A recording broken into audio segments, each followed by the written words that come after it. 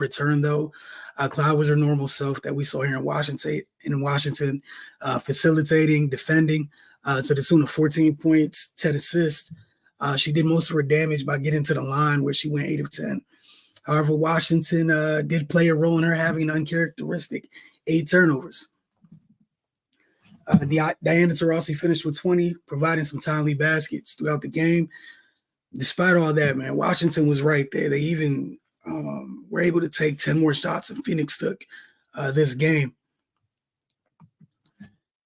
And after a big third quarter by the Mercury, Washington responded, giving up just 13 points in the fourth quarter, hoping to make up that, close the gap. They were right there at the end.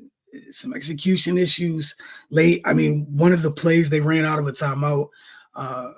They executed the play well. The shot just didn't fall. Samuelson got a clean look from the left corner, just didn't fall. One of their better shooters. You couldn't ask for a better look.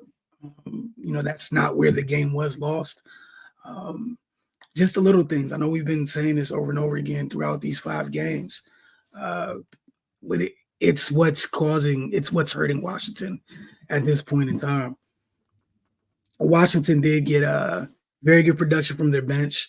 Shatori Walker-Kimbrough provided some key baskets. She only had 11, but most of which came in a stretch when Washington went down 14 late in that third quarter. She provided a couple baskets, got Washington, helped them steady themselves, and Washington fought with that fourth quarter that we just mentioned.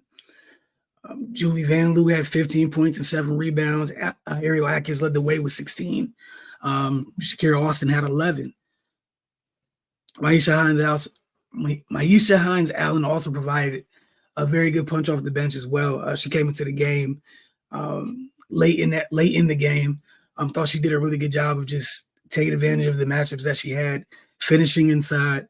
Washington definitely needed every one of those baskets, and she also had 5 assists.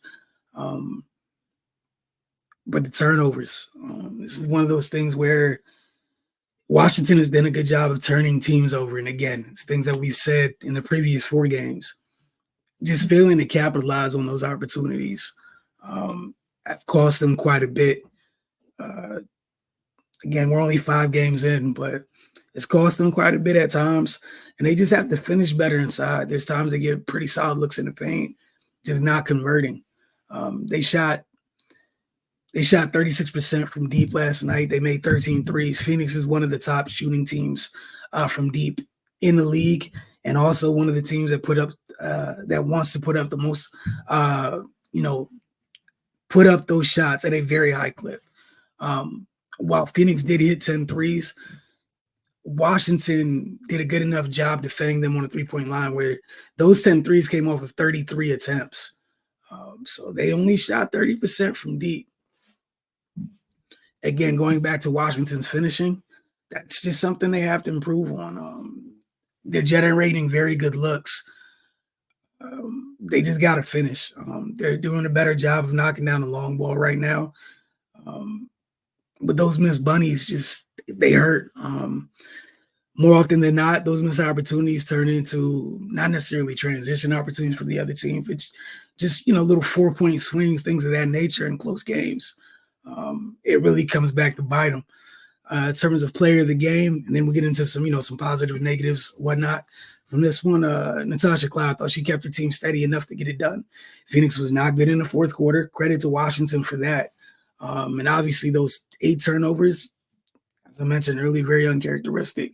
But I thought it was her getting downhill, just getting downhill and scoring at times, getting downhill and drawing fouls, helped Phoenix during a time where they could not generate good offense. X Factor, Natasha Mack of the Mercury. She only had 6 points. She finished with 9 rebounds and 2 blocks. We're talking about Washington with some of the bunnies they missed inside. Just her presence. I felt like her presence, her activity, her and shout out to Lauren Dixon coming off the bench for Phoenix as well.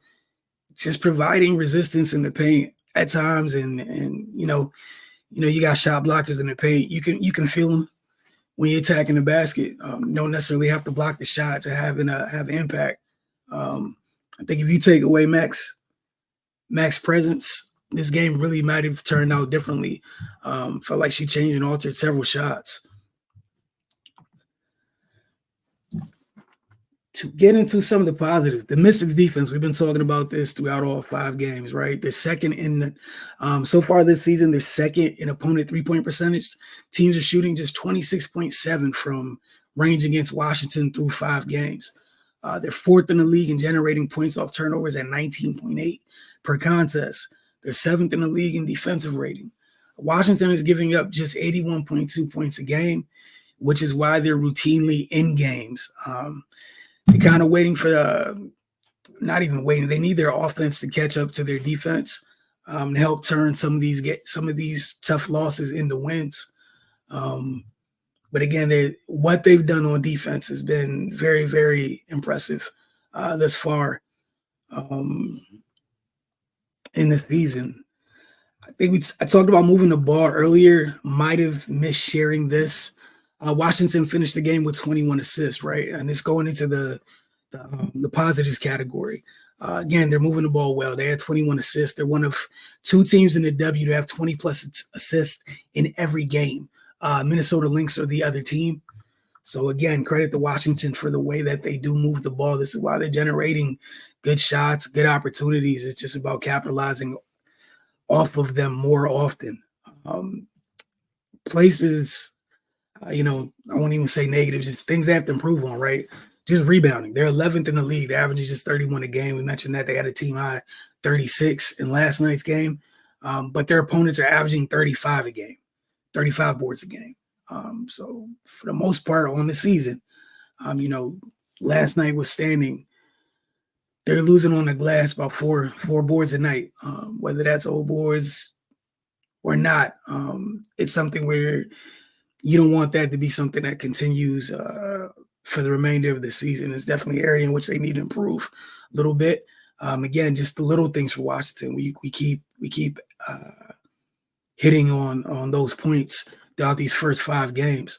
The turnovers, again, they're averaging 17.6 per game, but that leads to their opponents getting 17.8 points a game off their turnovers. So while they're doing a great job of turning people over, they're not. Other teams are capitalizing more than they are off of it. Another area in which Washington needs to shore up things is taking better care of the ball, and maybe some of these games turn out differently. There's been times where they get leads, not last night, but in previous games, they've double-digit leads. Just think of as far back to the Sparks game. I think it was mid-third quarter. It's a double-digit lead and a couple turnovers, and the Sparks are right back in front, just kind of igniting other teams' runs. So rebounding, taking better care of the ball, and just have to do a better job of finishing inside. They're getting good looks. Up next for Washington is the last game of this trip out west. They'll be taking on the Seattle Storm, who beat them last Sunday in Washington. I know there was no Nneka Ogwumike in that game. She could possibly be back in this one. But again, the same things we were just talking about, the same things we've been outlining. It's imperative that Washington goes in tomorrow night's game. Try to win a battle on the glass. Take better care of the ball, and just finish those bunnies. Finish those easy opportunities, and we'll see how things go. One thing that we know has been consistent throughout the 5 games is they bother people on the defensive end. For stretches, they're able to clamp up. And at times turn games into their favor. It's just about sustaining it when they do get in that position. But appreciate you guys. See you guys tomorrow night after they take on the Seattle Storm.